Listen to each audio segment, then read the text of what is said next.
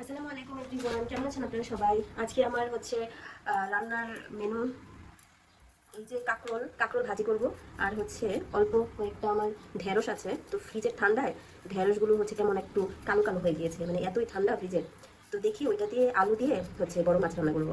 তো সাথেই থাকুন আর দেখুন আমি কিভাবে হচ্ছে এই যে কাঁকরোলটা ভাজি করি আর ঢেঁড়সটা রান্না করি। এই দেখুন বন্ধুরা, আমি হচ্ছে কাঁকরোলগুলোর উপরের যে একটা ধারালো অংশ থাকে ওগুলো আমি একটু উঠিয়ে ফেলেছি। তো এখন আমি এটা ভাজি করবো। এই যে এই কাঁকরোলগুলো একটু হচ্ছে মনে হচ্ছে যে একটু বেশি পেকে যাচ্ছিল, তো কাটতে একটু কষ্টই হয়েছে। এই যে দেখুন আমি এগুলো কুচি কুচি করে কেটে নিয়েছি।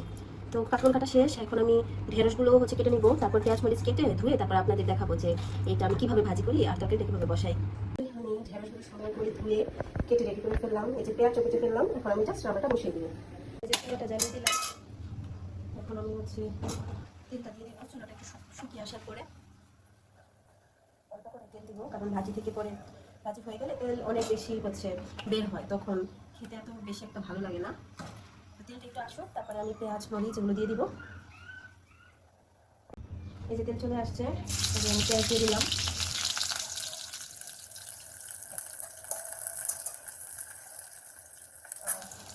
মরিচ দিয়ে দিলাম, মরিচ একটু ছিঁড়ে দিচ্ছি কেটে দিয়ে।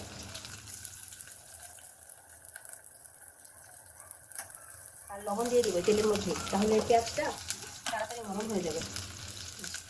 পরিমাণ মতো লবণ দিয়ে দিলাম, দিয়ে দিব এবং চুলা রাখতে একটু কমিয়ে দিবে অবস্থায়।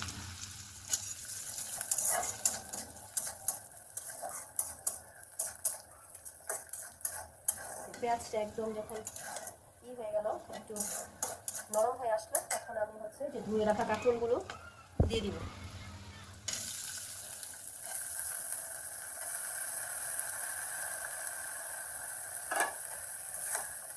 আমি নর্মালি এরকম সাদা ভাজি হচ্ছে খেতে পছন্দ করি, কিন্তু মনে হচ্ছে যে হালকা একটু হলুদ দিয়ে দিলে মন্দ হয় না, তো আমি একটু সামান্য হলুদ দিয়ে দিচ্ছি।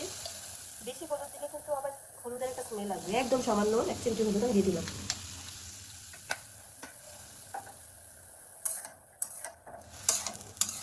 যেহেতু এটা একটু মানে কচি না, একটু বুড়া হয়ে গেছে আর কি বলতে গেলে, তো এটা আমার একটু বেশিক্ষণ কুক করতে হবে, নাহলে কাঁচা কাঁচা ভাব যাবে না।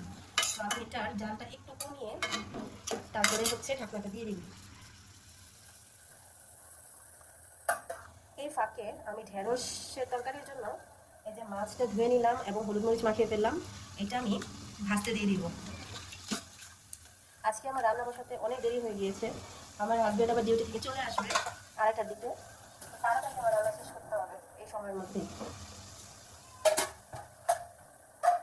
আমি আমার ফ্রাই প্যানটা দিয়ে দিলাম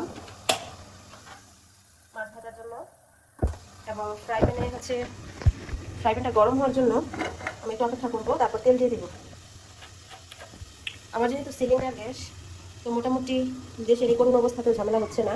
যাদের সরকারি গ্যাস মানে লাইনের গ্যাস, ওদের কিন্তু অনেক ঝামেলা হচ্ছে, গ্যাস থাকে না। এই যে তেল দিয়ে দিলাম। আপনারা হয়তো বলবেন যে আমি একটু তেল হচ্ছে কম কম কেন ইউজ করি। আমি একটু কম হচ্ছে তেল ব্যবহার করি, যাতে হচ্ছে যে জিনিসটা একটু স্বাস্থ্যসম্মত থাকুক।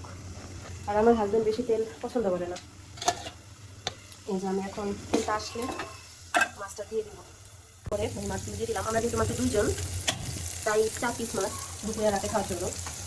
এখন মাছটা হতে হতে ভাজিটাও হয়ে যাবে, তারপর আমি ভাত বসিয়ে দিব। এই যে মাছ ভাজি শেষ হয়ে গেল, আমি ভাজিটা ওই পাশে দিয়ে এই পাশে ঢেঁড়সের তরকারিটা বসাবো। তো পাতিল দিয়ে দিলাম, এখন হচ্ছে পাতিল একটু গরম হলে তেলটা দিয়ে দিচ্ছি। অল্প তেল দিব, পাতিল বড় থাকার কারণে তেল অনেক অল্প লাগবে, কিন্তু মোটামুটি ভালো পরিমাণে তেল দিয়েছি।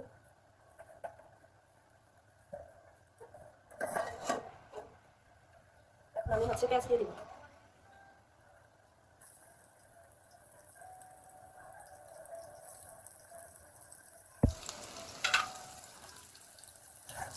কাঁচামরিচটা ভেঙে দিয়ে দিলাম। গরমে আর ধরতে লাগছে না রান্না করতে, তো গরম। রসুন বাটা দিয়ে দিলাম। আপনাদের এলাকাতে কি রসুন আপনারা খান কিনা সেটাও জানাবেন কমেন্ট বক্সে। এক এক এলাকার রান্না এক এক রকম। যেমন আমার শ্বশুরবাড়ির এলাকার হচ্ছে রসুন খায় না, তারা এমনি রান্না করে রসুন ছাড়া। আমি আবার রসুন ইউজ করি। তো লবণও দিয়ে দিব, বেশি পরিমাণে লবণ দিব, কারণ আলু আছে, আলুতে একটু লবণ বেশি যায়। এখন পেঁয়াজটা একটু নরম হয়ে আসছে, মশলা দিয়ে দিব মশলা কষানোর জন্য। পেঁয়াজটা গরম হয়ে যাচ্ছে, আমি পানি দিয়ে দিলাম। এখন হলুদ, মরিচ আর ধনিয়ার গুঁড়া দিয়ে দিব। হলুদ দিয়ে দিলাম, এটা হচ্ছে মরিচের গুঁড়া, দেখেই তো বুঝতে পারছেন, একটু বেশি করে দিই।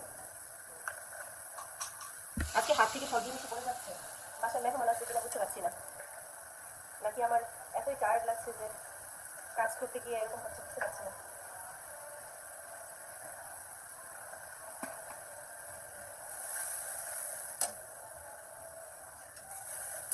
যখন তেলটা বেশি উঠবে তখন আমি হচ্ছে তরকারিগুলো দিয়ে দিব। তখন আমি একটু ওয়েট করি আর দেখি আমার হচ্ছে ভাজির কি অবস্থা। এই তো ওখানে ভাজিটা একটু ফেরত করি।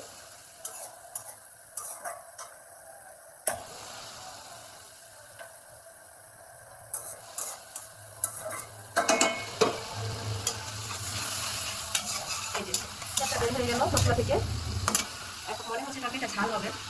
এই যে এখন আমি সবজিগুলো দিয়ে দিলাম এটাকে। আলুগুলো আগে দিলে হয়তো ভালো হতো, একসাথে দিয়ে দিলাম। এই দেখুন আমার অবস্থা, এটা কাটিয়ে নেয়। এই যে দেখুন আমার সবজিটা কষানো হয়ে গিয়েছে, এখন আমি ঝোল দিয়ে দিচ্ছি। ঢেঁড়সের তরকারিতে খুব বেশি ঝোলের প্রয়োজন হয় না, যেহেতু আমি মোটামুটি সময় নিয়ে হচ্ছে সবজিগুলো কষিয়েছি। এখন আমি এটা ঢেকে দেবো যতক্ষণ না হচ্ছে তরকারিটা হয়ে যাচ্ছে। আর এইদিকে আমি হচ্ছে ভাত বসিয়ে দিব, আমার ভাত তো শেষ। এই যে দেখুন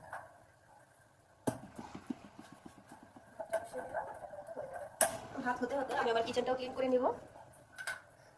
তরকারিটা হয়ে গেলে আপনাদের দেখাবো কীরকম হয়েছে। এই যে দেখুন আমার সবজিটা কষানো হয়ে গিয়েছে, এখন আমি ঝোল দিয়ে দিচ্ছি। ঢেঁড়সের তরকারিতে খুব বেশি ঝোলের প্রয়োজন হয় না, যেহেতু আমি মোটামুটি সময় নিয়ে হচ্ছে সবজিগুলো কষিয়েছি। এখন আমি এটা ঢেকে দেবো যতক্ষণ না হচ্ছে তরকারিটা হয়ে যাচ্ছে। আর এইদিকে আমি হচ্ছে ভাত বসিয়ে দিব, আমার ভাত তো শেষ। এই যে দেখুন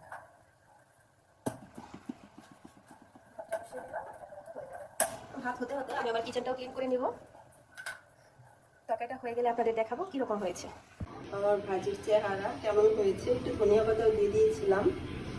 অবশ্যই আমার চ্যানেলকে সাবস্ক্রাইব করবেন, লাইক দিবেন, কমেন্ট করবেন এবং ফ্রেন্ডদের সাথে শেয়ার করে দিবেন এবং অনেক বেশি বেশি দোয়া করবেন। আজকের মতো এটুকুই, আল্লাহ হাফেজ।